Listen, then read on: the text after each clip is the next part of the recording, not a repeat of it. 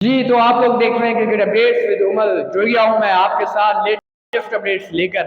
यकीनन आप जहां भी मौजूद होंगे खैर खैरियत से होंगे। लेटेस्ट अपडेट्स जो है क्रिकेट की वो जरा शेयर करूंगा आपके साथ। मैं बात करूंगा शान मसूद की प्रेस कॉन्फ्रेंस हुई है, जरा उसके ऊपर बात करेंगे। क्या जरूरी जरूरी बातें की हैं शान मसूद ने, वो शेयर करेंगे आपके साथ। और अगली जो अपडेट निकल के आ रही है वो प्रेस कॉन्फ्रेंस मोहम्मद हफीज की। यकीनन पाकिस्तान के टीम डायरेक्टर मोहम्मद हफीज ने भी बहुत ज्यादा क्लेरिफिकेशन दे दी हैं। किसके ऊपर? इमाद वसीम के ऊपर, मोहम्मद आमिर के ऊपर, अहमद शहजाद के ऊपर, इन सब के ऊपर जितने भी डोमेस्टिक में परफॉर्मेंसेस दे रहे हैं इन सब के ऊपर कुछ क्लेरिफिकेशंस मोहम्मद हफीज ने दी है, जरा उसके ऊपर भी बात करेंगे। बात करेंगे इमाद वसीम जो है वो खैराबाद कह गए हैं कराची किंग्स को, खैराबाद कह गए हैं कराची किंग्स को। अब वो आपको कहां दिखेंगे, अब वो आपको कहां दिखेंगे? और अगली से अगली अपडेट जो है वो हसन अली की है। भाई हसन अली जो है उन्होंने भी खैराबाद कह दिया इस्लामाबाद को, और अब वो आपको कहां दिखेंगे जरा वो भी मैं आपके साथ शेयर करूंगा। भाई लेटेस्ट अपडेट्स आ रही है, जरा इंडिया वर्सेस ऑस्ट्रेलिया के ऊपर भी बात कर लेंगे। लेकिन अगर अभी तक आपने हमारे चैनल को सब्सक्राइब नहीं किया है तो यकीनन चैनल को आप हमारे सब्सक्राइब कर दें और बेल आइकन को लाजमी प्रेस करें। चलते हैं फर्स्ट अपडेट की तरफ। जो फर्स्ट अपडेट निकल के आ रही है वो ये है कि शान मसूद की प्रेस कॉन्फ्रेंस, कुछ क्लेरिफिकेशंस शान मसूद ने दे दिए जो हमारे दिमाग में घूम रही थी कि भाई पाकिस्तान किस तरह की प्लेइंग 11 होगी, वाइस कैप्टन कौन होगा, क्या होंगे, रिजल्ट्स क्या होंगे, जरा उसके ऊपर बात करेंगे।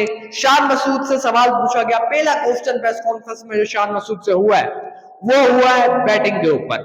पाकिस्तान टीम की जो बैटिंग की जो स्लॉट्स है जो हमारे दिमाग में आ रही थी, या शान मसूद ओपन करेंगे या वन डाउन पे खेलेंगे, बाबर आजम नंबर 4 पे खेलेंगे या नंबर 5 पे खेलेंगे, कुछ ना कुछ स्लॉट्स जो है वो चेंज हो रही थी हमारे दिमाग में। लेकिन शान मसूद ने क्लेरिफिकेशंस दे दी हैं उसके ऊपर।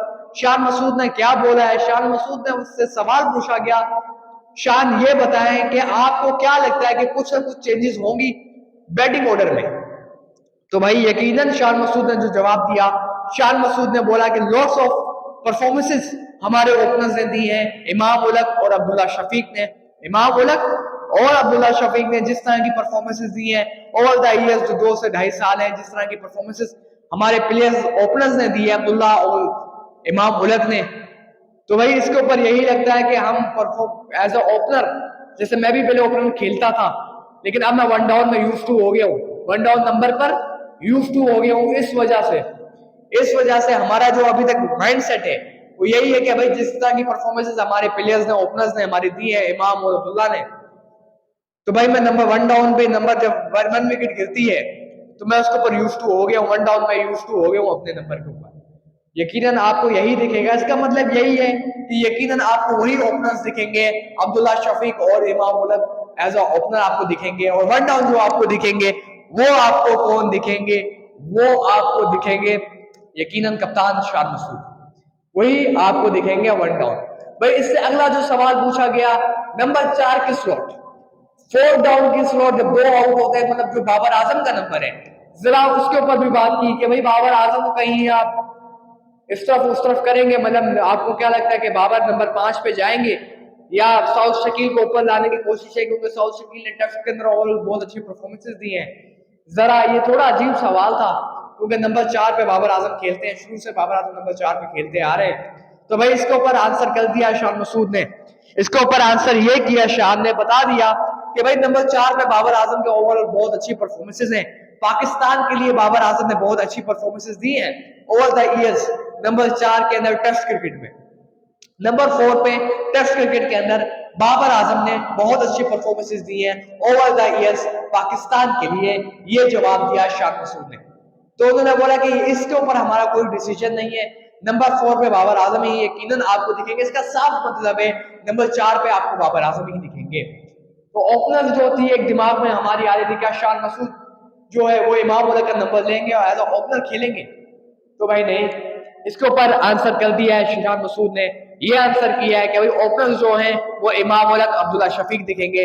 नंबर 4 पे, नंबर 3 पे जो होंगे वो होंगे यकीनन वन डाउन की जो स्लॉट होती है नंबर 3, उसके ऊपर शान मसूद। नंबर 4 2 डाउन और बाबर आजम आपको दिखेंगे। इस तरह का बैटिंग ऑर्डर चलेगा। नंबर 5 पे तो साउथ शकील ही होंगे। उसके ऊपर एक और सवाल उससे पूछा गया हारिस रऊफ को लेकर, ये जरा दिलचस्पी क्वेश्चन था, अजीब सा क्वेश्चन था, क्योंकि आपको पता है कि एनओसी के चक्कर मोहम्मद हफीज ने इसके ऊपर भी बात की थी, लेकिन शान मसूद ने क्या कहा है मैं जरा शेयर करता हूँ आपके साथ। शान ने इसके ऊपर बोला है कि भाई हमारी पर्सनली हम सब की ख्वाहिश थी कि हारिस रऊफ खेले, हमारी ख्वाहिश थी कि हारिस रऊफ खेले, लेकिन इसके ऊपर उनका खुद का फैसला था कि भाई कुछ पर्सनली कोई ना कोई मसला होगा उनका जिसकी वजह से वो नहीं खेले, लेकिन हम सब की ये ख्वाहिश थी कि हारिस रऊफ खेले। ये कहा है शान मसूद ने हारिस रऊफ के ऊपर, ये आंसर क्या किया है हारिस रऊफ के ऊपर, किसने? शान मसूद ने। इससे अगला जो सवाल उनसे पूछा गया, इससे अगला सवाल उनसे क्या था? यकीनन इनसे अगला उनसे सवाल था कि भाई क्या लगता है आपको नसीम शाह को लेकर एक सवाल उनसे पूछा गया, और उनसे एक सवाल पूछा गया कैप्टनसी के ऊपर बाबर आजम और आपके बीच में। जाहिर सी बात है बाबर आजम से कैप्टनसी छीनी गई, कोई ना कोई रिलेशंस में, आपके रिलेशंस में कोई इशू तो नहीं हुआ, कोई मसला तो नहीं हुआ शान मसूद और बाबर आजम के बीच में? तो इसके ऊपर शान ने आंसर किया नहीं, इसके ऊपर हमारा कोई मसला नहीं है, हम दोनों जो है बहुत खुश होते हैं एक साथ, बाबर और मैं, क्योंकि हम दोनों बहुत साल हम एक दो या 2.5 साल आप कह सकते हैं कि जब मैं भी इस्लामाबाद की तरफ से खेलता था, बाबर भी इस्लामाबाद की तरफ से खेलते थे, तो भाई हमारी बहुत अच्छी आप कह सकते हैं कि फ्रेंडशिप है, और आप यहीं से अंदाजा लगा ले कि हम दोनों का जो माइंड सेट है वो काफी मिलता जुलता है, हम दोनों का माइंड सेट है बहुत ज्यादा मिलता जुलता है। इसके ऊपर तो हर कोई जो सोशल मीडिया पे अभी आप कह सकते हैं कि यही ट्रेंड बनेगा कि डिफेंसिव आपको पता है कि बाबर आजम जिस तरह की कैप्टनसी करते थे, लेकिन फिलहाल जो कहा है शान मसूद ने उसके ऊपर गौर करना चाहिए। शान ने बोला है कि भाई मेरा और बाबर आजम का जो माइंड सेट है बहुत अच्छा है, और हम सब दोनों की जो फ्रेंडशिप है बहुत अच्छी है, इसके अंदर हमारे जो रिलेशन की जो बॉन्डिंग है वो भी बहुत बेहतर है, हमारे बीच में आपको कोई ऐसा मसला नहीं दिखेगा। कुछ ये सवाल पूछे गए किस तरह के शान मसूद के बारे में, सरफराज अहमद के बारे में उनसे सवाल पूछा गया, सैफी भाई के बारे में उन्होंने बोला कि भाई बहुत सा एक्सपीरियंस हमारी टीम के अंदर है, सैफी भाई उनमें से एक है, और सैफी भाई का एक्सपीरियंस जब तक हमारे साथ है तो भाई हमें बहुत कुछ सीखने को मिल रहा है, ये कहा है शान मसूद ने। उन्होंने बोला कि भाई पहली सेटल्ड आप कह सकते हैं कि प्लेयर जो है हमारी टीम में वो सरफराज अहमद है, सैफी भाई है, एज अ बैकअप आप कह सकते हैं, बैकअप भी नहीं, आप कह सकते हैं कि हमें मोहम्मद रिजवान की भी एज अ बैटर जरूरत पड़ सकती है, ये कहा है शान मसूद ने। ये कहा आंसर किया है शान मसूद ने सरफराज और रिजवान को लेकर, जो पहली सेटल आप कह सकते हैं कि प्लेयर है वो बात की है सरफराज अहमद के ऊपर। तो यकीनन ये जो मसला था हमारा प्रेस कॉन्फ्रेंस के अंदर सामने आ गया कि सैफी भाई मुझे लगता है कि फर्स्ट चॉइस होंगे पाकिस्तान की अगेंस्ट ऑस्ट्रेलिया इन ऑस्ट्रेलिया। भाई इस तरह की प्रेस कॉन्फ्रेंस थी जो सर मैंने आपके साथ शेयर की। इससे अगली अपडेट जो निकल के आ रही वो ये है इमाद वसीम के ऊपर जरा बात कर लेते हैं कि भाई इमाद वसीम ने कराची किंग्स को खैराबाद कह दिया है, खैराबाद कह दिया है कराची किंग्स को, किसने? इमाद वसीम ने। मेडी की मैं बात कर रहा हूँ, रिटायर्ड भी हो गए, इसके ऊपर मोहम्मद हफीज ने भी बात की है, जरा वो भी मैं आपके साथ शेयर करूंगा। लेकिन इमाद वसीम ने खैराबाद कहा है किसको? कराची किंग्स को, और इस्लामाबाद में चले गए हैं वो, इस्लामाबाद यूनाइटेड में एज आप कह सकते हैं कि प्लेयर खेलेंगे, कप्तान तो नहीं होंगे, शादाब खान उनके कप्तान होंगे यकीनन। ये बातें सामने थी और इस्लामाबाद चाहते ही है कि शादाब खान उनके कैप्टन और Imad Wasim as a player Islamabad में खेलेंगे, और इस्लामाबाद में जो पहले खेल रहे थे आप कह सकते हैं कि यहीं से अंदाजा लगा लें हसन अली की जगह इमाद आए हैं, और हसन की जगह इमाद आए, हसन अली इमाद वसीम की जगह कराची किंग्स में चले गए। कुछ इस तरह का रिप्लेसमेंट्स हुई है, कुछ इस तरह की चीजें सामने आई हैं, इमाद की जगह हसन की जगह इमाद, कुछ इस तरह की चीजें सामने निकल कर आई हैं जो यकीनन बेहतर है। आप कह सकते हैं कि इमाद वसीम की यही थी, हसन अली की भी सोच यही थी कि उन्होंने इस्लामाबाद को खैराबाद कहा, इमाद वसीम ने कराची किंग्स को खैराबाद कहा, और बहुत से अचीवमेंट्स थी इमाद वसीम के साथ कराची किंग्स की, और कराची किंग्स को आप कह सकते हैं कि टाइटल भी जितवाया था इमाद वसीम की कैप्टनसी में। कराची किंग्स टाइटल जीता था 2020 का टाइटल जीता था। कौन? इमाद वसीम की मैं बात कर रहा हूँ यकीनन। भाई यही था अपडेट, इसके ऊपर मैंने आपके साथ बात की है। इससे अगली अपडेट जो निकल के आ रही है वो ये, मोहम्मद हफीज पाकिस्तान के टीम डायरेक्टर और पाकिस्तान के हेड कोच मोहम्मद हफीज की मैं बात कर रहा हूँ। यकीनन हफीज ने प्रेस कॉन्फ्रेंस की और कुछ सवाल मोहम्मद हफीज से पूछे गए। जरा मैं बात कर लेता हूँ इमाद वसीम के ऊपर जो इशू चल रहा है अभी, उसके ऊपर क्या कहा मोहम्मद हफीज ने। मोहम्मद हफीज ने बोला कि देखे, मोहम्मद हफीज ने बोला देखें, इमाद वसीम जो थे वो हमारे सेंट्रल कॉन्ट्रैक्ट का हिस्सा थे, सेंट्रल कॉन्ट्रैक्ट का हिस्सा थे, लेकिन उन्होंने साइन नहीं किया हुआ था सेंट्रल कॉन्ट्रैक्ट का। पाकिस्तान क्रिकेट का जो सेंट्रल कॉन्ट्रैक्ट होता है, आपको पता है कि सब जो प्लेयर्स होते हैं वो सेंट्रल कॉन्ट्रैक्ट का अगर हिस्सा होते हैं तो फिर जाहिर सी बात है एज ए प्लेयर उनको खेलना पड़ता है। जब भी पीसीबी उनको किसी भी टीम में किसी भी सीरीज में डाले तो एज ए सेंट्रल कॉन्ट्रैक्ट जो प्लेयर है वो पैसे लेता है पीसीबी से, तो उनको खेलना पड़ता है। तो सेंट्रल कॉन्ट्रैक्ट का हिस्सा थे इमाद वसीम, लेकिन साइन नहीं किया हुआ था। किसने? इमाद वसीम ने। इसके ऊपर बात की मोहम्मद हफीज ने इमाद वसीम के साथ। उन्होंने बोला कि आप हमारे पार्ट हैं, आप हमारे सेंट्रल कॉन्ट्रैक्ट का पार्ट हैं, आप सेंट्रल कॉन्ट्रैक्ट को साइन करें, हम आपको आने वाली सीरीज न्यूजीलैंड में आपको यकीनन खिलाएंगे।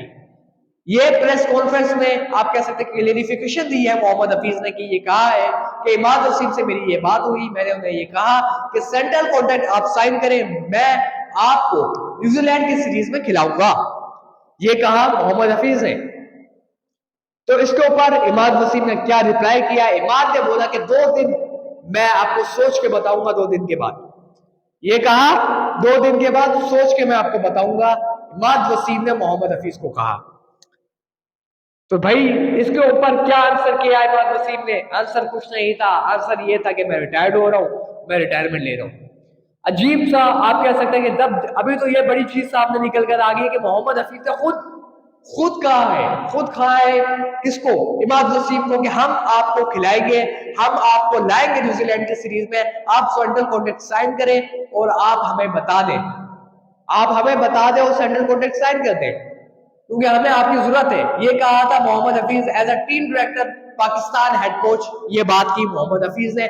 इसके ऊपर जो आप कह सकते हैं रिप्लाई किया इमाद वसीम ने, रिप्लाई कुछ नहीं था, रिटायरमेंट अनाउंस कर दी इमाद वसीम ने। बच्चों वाली हरकतों में, बच्चों वाली आप कह सकते हैं कि बच्चों वाला दिमाग यूज किया है इमाद वसीम ने, और अजीब सी हरकत की इमाद वसीम ने, जिसके अंदर कोई भी पाकिस्तानी फैन खुश नहीं होगा इस हरकत में इमाद वसीम की। कुछ इस तरह की बात की मोहम्मद हफीज जो मैंने आपके साथ शेयर की, और आमिर को लेकर भी उनसे ये बात की। उन्होंने बोला कि आमिर को भी मैंने खुद कॉल की, इमाद वसीम को भी मैंने खुद कॉल की थी, आमिर को भी मैंने खुद कॉल की, और मैंने आमिर को बोला पर्सनली, हमें खुद को लगता था कि मोहम्मद हफीज और मोहम्मद आमिर जिस तरीके से इन दोनों की आपस में बनती थी, आप कह सकते हैं कि मोहम्मद हफीज ने ओवरऑल कुछ बातें मोहम्मद हफीज कहते थे मोहम्मद आमिर के बारे में, जो सुन के लगता था कि यार मोहम्मद हफीज और मोहम्मद आमिर के बीच में ज्यादा कुछ अच्छी बॉन्डिंग नहीं है। लेकिन इसको हटाकर मोहम्मद हफीज ने आप कह सकते हैं कि सही फैसला लिया। किसने? मोहम्मद हफीज ने। मोहम्मद हफीज ने बोला मोहम्मद आमिर को कि भाई आप रिटायरमेंट वापस लें, आप डोमेस्टिक खेलें, डोमेस्टिक के बाद आप यकीनन आपको लाएंगे सीरीज में और पाकिस्तान के लिए आप खेलते हुए दिखेंगे। ये कहा मोहम्मद हफीज ने मोहम्मद आमिर से। ये खुद प्रेस कॉन्फ्रेंस के अंदर मोहम्मद हफीज ने बोला है, और सी प्रेस कॉन्फ्रेंस के अंदर जो आपको पता कि जो कल प्रेस कॉन्फ्रेंस हुई है उसके अंदर ये क्लेरिफिकेशन दे दी है मोहम्मद हफीज ने, ये बात कह दी है मोहम्मद हफीज ने कि मैंने खुद बोला था मोहम्मद आमिर को कॉल करके कि भाई आप रिटायरमेंट वापस लें, आपको हम डोमेस्टिक में लाएंगे, और डोमेस्टिक में आप परफॉर्म करें तो भाई परफॉर्मेंस डोमेस्टिक में करके आप डायरेक्ट पाकिस्तान टीम में आप आ सकते हैं। जाहिर सी बात है डोमेस्टिक में जो परफॉर्म करेगा तो पाकिस्तान में वो पिक होगा यकीनन। जो अभी जो चीफ सिलेक्टर हैं वहाब रियाज और पाकिस्तान टीम डायरेक्टर मोहम्मद हफीज, ये बात की मोहम्मद हफीज ने किसके साथ? पाकिस्तान के आप कह सकते हैं कि फॉर्मर एक्स क्रिकेटर, आप क्या कह सकते हैं, फॉर्मर ही कह सकते हैं भैया। तो भाई मोहम्मद आमिर का रिप्लाई क्या आया इसके ऊपर? मोहम्मद आमिर का रिप्लाई ये आया कि भाई अभी मेरा कोई फोकस नहीं है इसके ऊपर, मैं जो हूँ लीग की तरफ सोच रहा हूँ। मोहम्मद आमिर की भी वही सोच, इमाद वसीम की भी वही सोच, बच्चों वाली सोचें लेके घूम रहे हैं। जब एक तो वो प्लेयर्स हैं जो डोमेस्टिक में परफॉर्मेंसेस दे रहे हैं पाकिस्तान खेलने के लिए, और जिनको आगे से मोहम्मद हफीज खुद बोल रहे हैं कि भाई मोहम्मद आमिर को हम खिलाएंगे, इमाद वसीम को हम खिलाएंगे। तो भाई ये लोग आगे से अजीब ही रिप्लाई दे रहे हैं, आगे से मतलब जो चीज मिल रही है, खुशी से मिल रही है, उसको लेना नहीं है इन्होंने। जो प्लेयर्स जो है जिनको नहीं मिल रही वो डोमेस्टिक में परफॉर्मेंस दे रहे हैं। अहमद शहजाद के ऊपर भी बात की, अहमद के ऊपर बोला कि भाई देखें जो डोमेस्टिक के अंदर परफॉर्मेंसेस दे रहे हैं वो हमारी नजर से दूर नहीं है, हम उनके ऊपर भी फैसला करेंगे। हम अहमद शहजाद अगर परफॉर्म कर रहे हैं, साहिबजादा फरहान कर रहे हैं, तो भाई इसके ऊपर भी हम फैसला करेंगे यकीनन। पॉइंट ऑफ व्यू हमारा इसके ऊपर भी है, हम इसके ऊपर भी सोचेंगे। अहमद शहजाद के ऊपर, साहिबजादा फरहान, इनके ऊपर हम सोचेंगे ये डोमेस्टिक में परफॉर्मेंसेस दे रहे हैं, इनकी परफॉर्मेंसेस रायगा नहीं जाएंगी। और मोहम्मद हफीज ने एक और बात की, उन्होंने बोला कि देखें कि भाई अगर पाकिस्तान टीम की ओवरऑल परफॉर्मेंस खराब होती है तो भाई मैं यहां मौजूद हूं, आप मुझे पकड़े, ये कहा है मोहम्मद हफीज ने। तो भाई कुछ इस तरह की प्रेस कॉन्फ्रेंस थी मोहम्मद हफीज की जो मैंने आपके साथ शेयर की है। यकीनन मोहम्मद हफीज ने इस बात को बता दिया है। हारिस रऊफ के ऊपर भी उन्होंने बोला कि भाई पाकिस्तान के जो प्लेयर्स होते हैं सेंट्रल कॉन्ट्रैक्ट का हिस्सा होते हैं, तो उनका काम होता है कि कहीं भी पीसीबी उनको बुलाए, कहीं भी खिलाना है तो वो मना नहीं कर सकते क्योंकि सेंट्रल कॉन्ट्रैक्ट का वो हिस्सा होते हैं। इस बात को प्लेयर सोचे, ये हफीज ने बोला। भाई इस तरह की प्रेस कॉन्फ्रेंस थी, जरा मैंने आपके साथ शेयर की। इससे अगली अपडेट जो निकल के आ रही है इंडिया वर्सेस ऑस्ट्रेलिया, जरा उसके ऊपर बात कर लेते हैं। भाई ऑस्ट्रेलिया ने बीट किया इंडिया को, ग्लेन मैक्सवेल, मैक्सली द पावर, मैं एक ही नाम लूंगा, मैक्सली द पावर। जिस दिन मैक्सवेल का दिन होता है तो भाई मैक्सवेल डोमिनेट करता है, मैक्सवेल डोमिनेट करता है और पूरा डोमिनेट करता है मैक्सवेल। और मैक्सवेल ने डोमिनेट किया, और ऐसा वैसा क्या, ऐसा डोमिनेट किया मैक्सवेल ने कि बता दिया कि भाई जिस दिन मैं क्रीज पे खड़ा होऊंगा, जिस दिन मेरा दिन होगा, तो भाई सामने वाले बॉलर्स जो भी कर लें मैं तबाह तहस करके रख दूंगा सामने वाली बॉलिंग लाइनअप को। मैक्सवेल ने किया डोमिनेट, साथ दिया किसने, मैं बात करूंगा, वैसे इतना ज्यादा साथ किसी ने दिया नहीं था ऑस्ट्रेलिया में मैक्सवेल का, लेकिन हल्का फुल्का मैथ्यू वेड ने साथ दिया। लेकिन इंडिया की बॉलिंग इतनी खराब, क्लूलेस बॉलिंग, ये यंगस्टर्स बैटिंग में तो परफॉर्म कर रहे हैं, बॉलिंग में क्या परफॉर्मेंसेस दे रहे हैं यंगस्टर्स इंडिया के। Ruturaj Gaikwad, hats off to Ruturaj, क्या क्लासिक ब्लॉक खेली ऋतुराज ने यार, मजा आ गया ऋतुराज गायकवाड़ की बैटिंग देखकर। इतनी डोमिनेटिंग क्रिकेट खेली ऋतुराज गायकवाड़ ने, डोमिनेट किया बाकायदा। और उसके बाद जो बॉलर्स का 225 रन तो बनाए टीम इंडिया ने, लेकिन उसके बाद चेस करवा दिए कुछ इस तरीके से चेज। यार देखिए ग्लेन मैक्सवेल का दिन होता है तो ग्लेन मैक्सवेल तोड़ के रख देता है, फोड़ के रख देता है, सबको पता है। डोमिनेट करता है, पूरा डोमिनेट करता है ग्लेन मैक्सवेल, ये सबको पता है। मैक्सी द पावर, मैं एक ही नाम लूंगा, मैक्सी द पावर। मैक्सवेल का जिस दिन होगा तो भाई सामने वाली बॉलिंग आपको पता है कि जितना भी फड़फड़ाए आखिरकार मैक्सवेल के बल्ले ने जवाब देना है उनको। बल्ले ने क्या, आप कह सकते हैं फड़फड़ाती है बॉलिंग उनके आगे, सामने वाली बॉलिंग फड़फड़ाएगी में के बचाओ, यही हो सकता है भाई। लेकिन 225 रन आप कह सकते हैं कि जिस तरीके के चेस करवा दिए टीम इंडिया ने, तो भाई बॉलिंग में बहुत क्लूलेस बॉलिंग कर रहा है टीम इंडिया बहुत क्लूलेस बॉलिंग कर रहे हैं। या प्रसाद कृष्णा जो उनका नाम था प्लेयर का, जो उनके बॉलर थे, कृष्णा ने जिस तरह के आखिरी ओवर किया, उससे पहले 18th ओवर जो उनका था बहुत अच्छा ओवर था, लेकिन 20 ओवर में जो गंद बोला इन्होंने, यार घबराया हुआ, इतना घबराया हुआ, एक आप कह सकते हैं कि 18th ओवर की एक डिलीवरी भी 20 ओवर में नहीं की अगेंस्ट मैक्सवेल। लेकिन 225 रन जो है टीम इंडिया ने, आप कह सकते हैं कि इतनी खराब बॉलिंग की है, चेस करवा दी है। ये ऊपर क्वेश्चन मार्क है टीम इंडिया की बॉलिंग के ऊपर कि भाई टीम इंडिया को अपनी बॉलिंग के ऊपर सोचना होगा। रवि बिश्नोई ये यंगस्टर लड़का है, परफॉर्म कर रहा है, टीम इंडिया को चाहिए कि उसको तैयार करे T20 वर्ल्ड कप 2024 के लिए। इन विकेट्स के ऊपर भी जहां हल्का सा भी सीम पड़ रहा है, नॉर्मल सीम हो रहा है, सेकंड इनिंग में इतना स्विंग नहीं हो रहा था स्पिनर्स का, लेकिन थोड़ा सा भी ट्रांजिशन उसको मिला तो उसने भाई जोश इंग्लिश को जो बोल्ड मारा है, टिम डेविड को जिस तरीके से आउट किया है। अगर एक ओवर आप कह सकते हैं कि सूर्य कुमार यादव ने कैप्टेंसी अच्छी की, लेकिन ओवरऑल टीम इंडिया की जो बॉलिंग है वो बिल्कुल फ्लॉप और थकी हुई बॉलिंग है, मेरा ये मानना है। टीम इंडिया को अपनी बॉलिंग के ऊपर काम करना होगा। लेकिन hats off to Glenn Maxwell, Maxi the power. भाई वेड ने भी कमाल दिखाया, लेकिन मैक्सवेल ने जो किया, भाई मैक्सी जो करता है वो सबके सामने होता है।